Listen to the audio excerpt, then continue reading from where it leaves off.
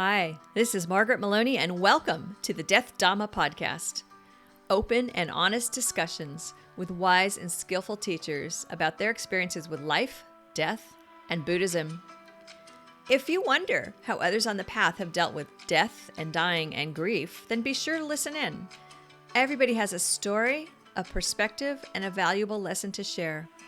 Embrace death, live a full life, and learn how to love impermanence. Because as my dear father used to say, nobody gets out of this alive. Hello, my friends. Margaret Maloney here, and it's time for Death Dhamma Ahas. Today, considering the lessons learned from my most recent podcast and discussion with Venerable Karma Lekshe Tsomo.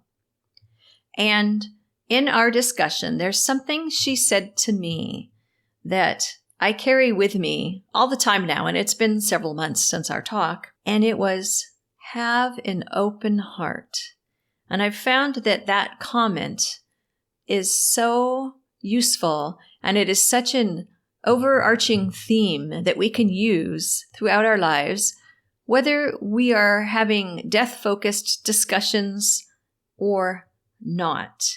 In fact, what a useful mantra. So if you want a mantra to get through your day, consider using have an open heart. For example, when we discussed about when she lost her dog as a child, which led us to talk about how young children are ill-prepared to deal with death, and that truthfully, we don't always have good resources for them. And this is a common theme, something that has come up with several of our teachers that I've had the opportunity to speak with, is this encountering death when we are young. We don't know how to navigate it, and many of our adults don't know how to help us. One way for us to have an open heart is to seek to be able to work with children, to meet them in discussions on death and loss and grief, and to do more than to pat them on the head and say, your dog will go to doggy heaven. And to acknowledge that the reason we don't do this is because we are still navigating the difficulties of dealing with death and the challenges. And so have an open heart to yourself as well. Having an open heart means that Buddhism is not just sitting and meditating. Meditation is very important and will strengthen our minds and our abilities to handle difficult things in life. We also want to take action.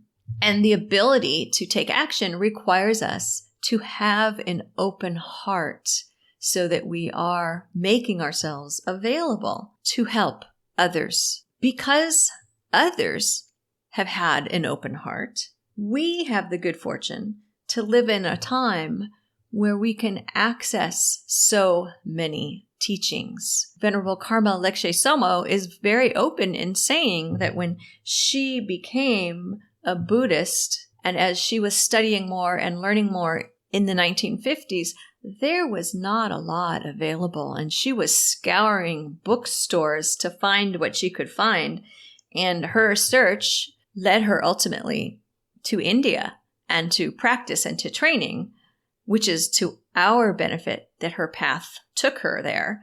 And you know what? It is because she has an open heart that I was able to have a discussion with her and to bring that discussion to you. Having an open heart also means living a wholesome life so that you are more likely to have a beneficial outcome and to stay away from unskillful actions.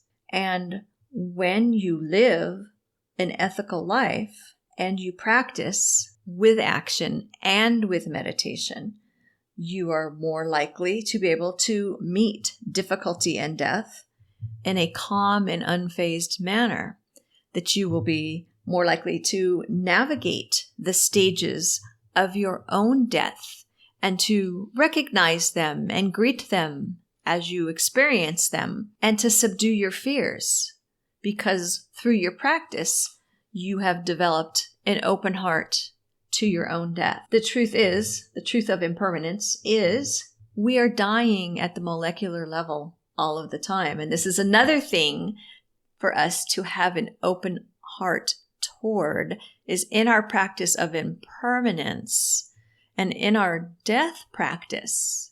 We don't need to just jump to, I'm going to die, my loved ones are going to die, we are all of the nature to die. We can also sit and contemplate the rising and falling that's occurring in our own bodies. The rising and falling that's occurring in me as I'm here discussing this with you right now. Look, a skin cell just died. Oh, look, there's a new skin cell. Okay, I can't actually see them, but I can understand that this process of rising and falling is happening within me all of the time. Another way to look at it is to say, we've been dying since we were born. And that is normal and how it is meant to be until we have no more rebirth, right? We are all part of a larger community.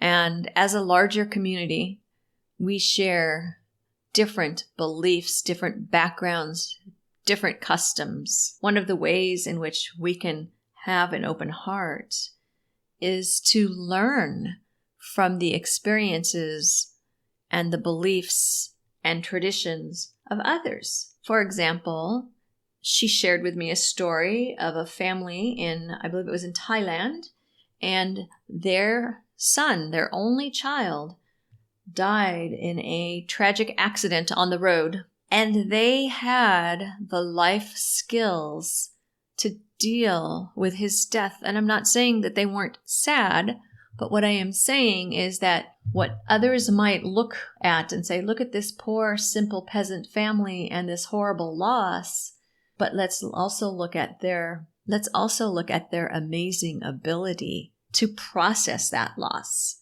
because they already were practicing and they understood impermanence and they knew that death could come at any time for anyone.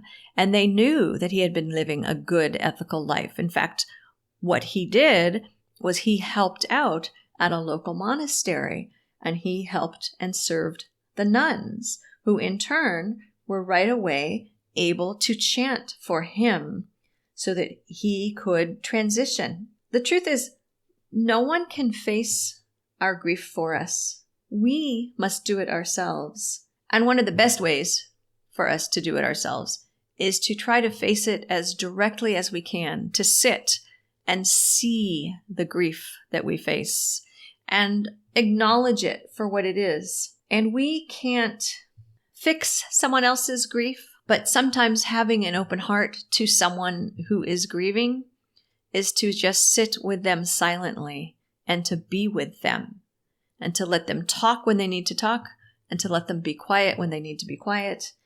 And above all, not to place our shoulds on them. You should be doing this. You shouldn't be doing that. You should sleep less. You should sleep more. You should eat more. You should eat less. You should cry more. You should cry less. You should move. You should stay.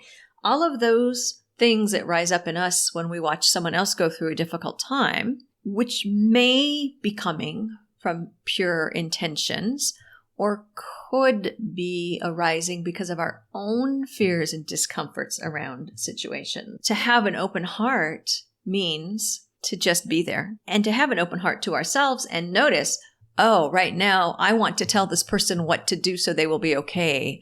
And with my open heart toward myself, I see that that is all about getting them to do something that's going to make me feel better about their situation. When someone we love dies, to have an open heart to that situation could mean to seek to appreciate that the loss of someone else is a precious teaching to us. And it could be an opportunity to appreciate who they were to us in their lifetimes, the good experiences we had together, the accomplishments they had in their lives, and to take this as an opportunity for gratitude and celebration. If we can have an open heart toward using death as an experience to celebrate, as opposed to an experience to simply cry. And above all,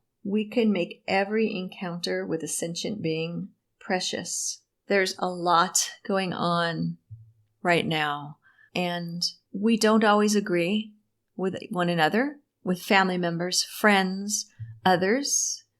It's a time of difficulty and strong opinions and some divisiveness. And what we can do with an open heart is be the ones who bring things into balance by bringing kindness in every encounter with every sentient being, making all of those encounters precious and creating that ripple effect of kindness. And this is why that one statement, have an open heart, is so deeply meaningful to me, because it is a mantra that I can use from sunrise to sundown, from the minute I wake up until I go to sleep, to navigate all of the different situations in my life. And that includes, of course, the practice of making friends with death. So let's have an open heart. This has been the Death Dhamma podcast with Margaret Maloney. Thank you for being here. Your reviews and comments are greatly appreciated. And please come find me on margaretmaloney.com. MargaretMeloni. And don't forget to check out Carpooling with Death, How Living with Death Will Make You Stronger, Wiser, and Fearless. Available in all your favorite formats over on Amazon. And most importantly, may you be well. May you be happy. May you be safe, at ease, and free from suffering. Bye for now.